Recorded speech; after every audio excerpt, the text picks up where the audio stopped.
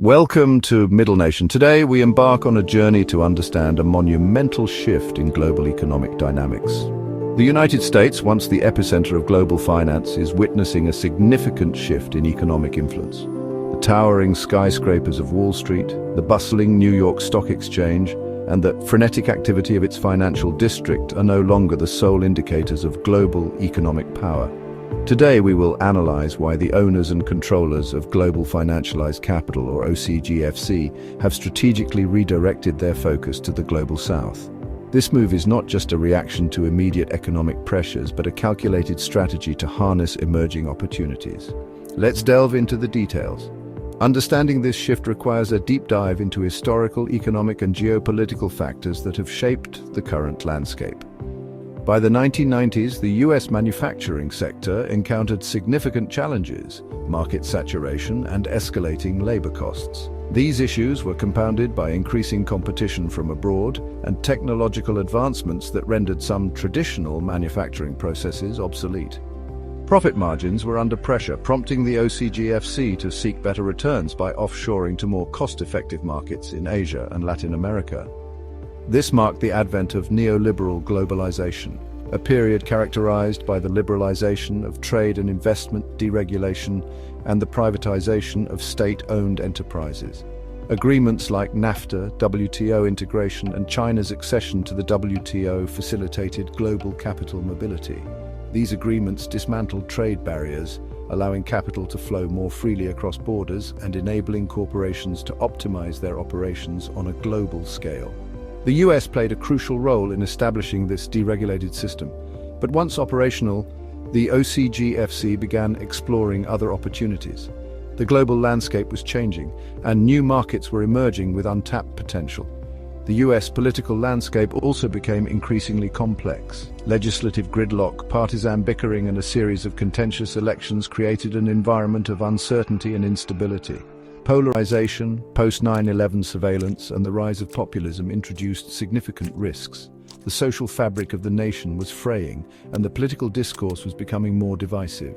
For the OCGFC, populism posed a direct threat to the principles of globalization.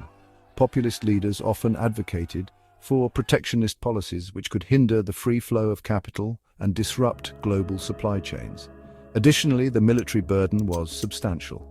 The US was engaged in multiple conflicts around the world, and the costs of maintaining a global military presence were skyrocketing. Continuous military engagements and trillion-dollar budgets turned the US into an economic liability. The resources spent on defense could have been invested in domestic infrastructure, education, and healthcare. The OCGFC recognized that an overextended empire was unsustainable. The signs were clear. The US was struggling to maintain its dominance, and the costs of doing so were becoming prohibitive. Financialization further disconnected the US economy from tangible value creation. The focus shifted from producing goods and services to generating profits through financial instruments and speculative investments. Tech bubbles, housing crises, and speculative finance contributed to a volatile environment. These financial shocks eroded public confidence and highlighted the fragility of the economic system.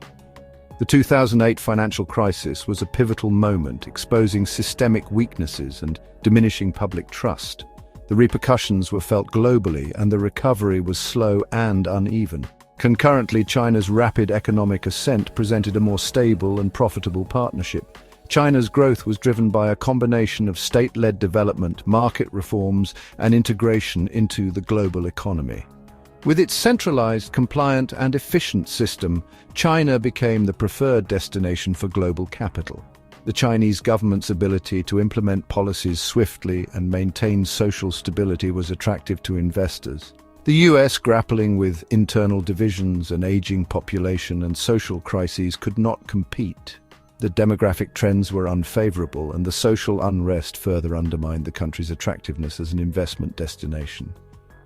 The global south emerged as the new frontier for investment. Regions like Africa and Southeast Asia offered untapped markets, abundant natural resources, and a growing consumer base. Youthful populations, urbanization, and untapped resources made regions like Africa and Southeast Asia attractive for investment.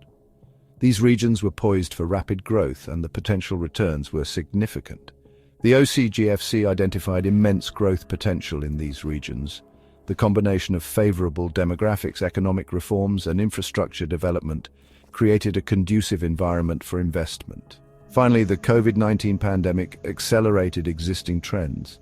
The pandemic disrupted global supply chains, highlighted the vulnerabilities of the interconnected world, and prompted a re-evaluation of investment strategies. The pandemic response, money printing, social isolation, and the destruction of small businesses enabled the OCGFC to further centralize control and wealth. The economic fallout from the pandemic created opportunities for consolidation and acquisition. In summary, the US served as a launchpad for global capitalism. The innovations, institutions, and policies developed in the US laid the groundwork for the global economic system we see today. However, like any launchpad, it was meant to be left behind once in orbit. The OCGFC's focus has now shifted to regions with greater growth potential and fewer constraints. The OCGFC didn't merely depart, they orchestrated the decline, shifting their focus to the global south. This strategic pivot is reshaping the global economic landscape. This concludes our analysis. The shift from the US to the global south is a complex and multifaceted phenomenon with far-reaching implications. The strategic pivot of global capital away from the US is a testament to the dynamic nature of global economics. As new opportunities arise, capital flows will continue to adapt and evolve.